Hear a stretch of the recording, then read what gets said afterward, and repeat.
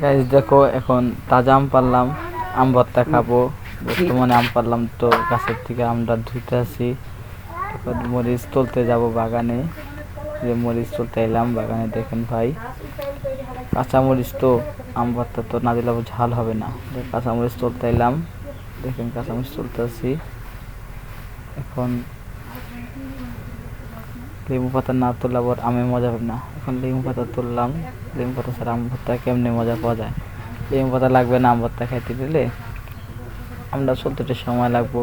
এখন আম চলতেছি, বাট বেশিরভাগ ছোলা হয়ে গেছে গা, আমরা চললা তারপর একটু কাটবো তো, মানে আম ভর্তা তো অনেক সময় লাগবে, যে কাটতেছি এখন। আমার এক ছোটো ভাই সোয়ান আছে, সোয়ানের দিছি কাটতে, আমার কাটতে ভালো লাগে না তো, তাই সোহান ভাই কাটতেছে।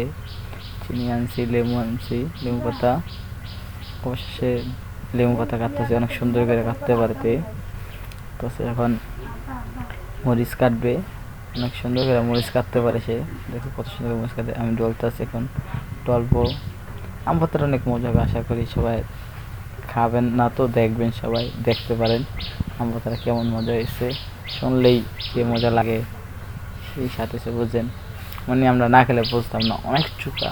মানে চুকার কথা কি বলবো আপনাকে, মানে আকাশটা বড় মেঘলা থাকো, মেঘলা তো, তাই জন্য খাওয়া অবশ্যই শেষ হয়ে গেল গা। আপনি যদি থাকতেন আমাদের সাথে, অনেক মজা করে খেলাম। সে দুজনে মিলে তো খাইছি, ঝালটা টকটা একটু বেশি ছিল।